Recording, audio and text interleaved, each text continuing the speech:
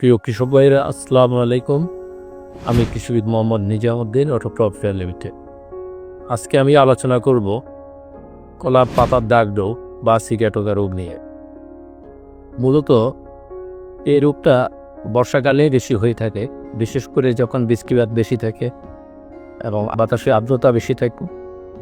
এই সময়ে এই রোগের প্রকোপটা বেড়ে যায় এবং টেম্পারেচার সাধারণত 20 ডিগ্রি সেলসিয়াসের উপর উঠলে এই রোগের জীবাণুর আক্রমণটা অনেকটা বেড়ে যায়।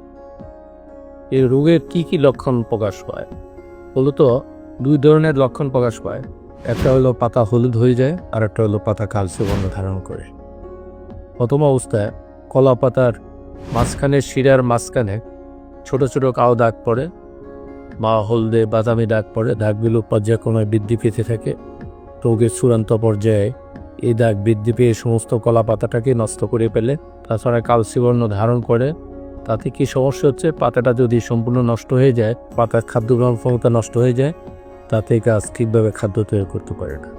আর অবস্থায় যদি আক্রমণ করে সিগাটোকা রোগে, তাতে কি হচ্ছে, কলাটা পরিপুষ্ট হয় না। তাছাড়া কলাটা অপরিপক্ক অবস্থায় রেখে যায়। তাতে কৃষক ভাইরা ব্যাপকভাবে ক্ষতিগ্রস্ত হয়ে থাকে। সুতরাং আমাদের এই ক্ষতির হাত থেকে আমরা কিভাবে রক্ষা পাবো? কৃষক ভাইরা, আমরা যখন কলা গাছ লাগাবো, শুরুতেই আমাদেরকে যে কলার চারাটা লাগাবো সেটা যাতে সুস্থ সবল, এটা ফার্স্ট ক্রাইটেরিয়া।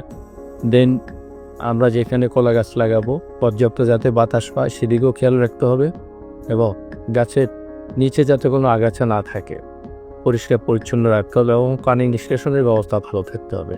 এছাড়া আমরা কলা গাছ লাগানোর পরে প্রতিরোধমূলক ব্যবস্থা হিসাবে আমরা শুরুতেই পিএসটা Z78 অথবা ইন্ডোপিলা M45 আমরা স্প্রে করব প্রতি লিটার পানিতে 2 থেকে 3 গ্রাম হারে। আমরা যখনই কলা গাছে রোগ দেখবে বা 2-1টা গাছে রোগ দেখা দিচ্ছে এমন অবস্থা আমরা দেখব, তখনই আমরা তাৎক্ষণিকভাবে অটোস্টিন আমরা ব্যবহার করব প্রতি লিটার পানিতে 2 থেকে 3 গ্রাম। অটোস্টিনের পরিবর্তে আমরা কম্পেনিয়নের ব্যবহার করতে পারি, সেই ক্ষেত্রেও 2 থেকে 3 গ্রাম হারে প্রতি লিটার পানিতে আমরা ব্যবহার করব। এছাড়া আমরা যখন কলা গাছের অনেক সময় পাতা কেটে দিতে হয়, নিচের পাতাগুলো যখন দুর্বল হয়ে যায় বা রোগ আক্রান্ত হয়, কেটে দেওয়ার পরে আমরা ব্লিটক্স ব্যবহার করব 3 থেকে 4 গ্রাম হারে। আমরা সুন্দরভাবে স্প্রে করব। কলার পাতা থেকে সম্পূর্ণ কাণ্ডের মধ্যেও আমরা স্প্রে করব, তাতে কাণ্ডের মধ্যেও যদি অন্য কোনো রোগ থাকে সেটাও সম্পূর্ণ ভালো হবে।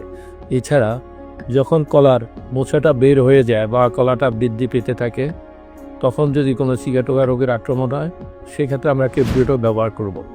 কারণ কিউবিউটো ব্যবহার করলে রোগ যেমন কন্ট্রোল হবে, পাশাপাশি কলাটা পুষ্টতা ভালো থাকবে এবং কলার কোয়ালিটিও অনেক সুন্দর হবে। যেহেতু কলা একটা দীর্ঘমেয়াদী ফসল, সুতরাং আমরা পর্যায়ক্রমে একটার পর একটা প্রোডাক্ট ইউজ করব। প্রায় 9 থেকে 12 মাস লাগে একটা কলার লাইফ সাইকেল শেষ করতে। সুতরাং যখনই আমরা এরকম সিগাটোকা রোগের সমস্যা দেখব, আমরা পর্যায়ক্রমে একটার পর একটা প্রোডাক্ট ব্যবহার করব। কৃষক ভাইদের কাছে আমার অনুরোধ রইল, কখনো একটা প্রোডাক্ট যত ভালো কার্যকারিতা পান না কেন, পরপর ব্যবহার না করে অল্টারনেটিভ স্প্রে করব, তাহলে ওই প্রোডাক্টের কার্যকারিতাও ঠিক থাকবে। আপনারা আপনাদের কাঙ্ক্ষিত ফলন পাবেন। পরিশেষে আপনাদের ফসলের সুস্থতা এবং আপনাদের মঙ্গল কামনা করে আমি শেষ করছি। আসসালামু আলাইকুম ওয়া রাহমাতুল্লাহি ওয়া বারাকাতুহু।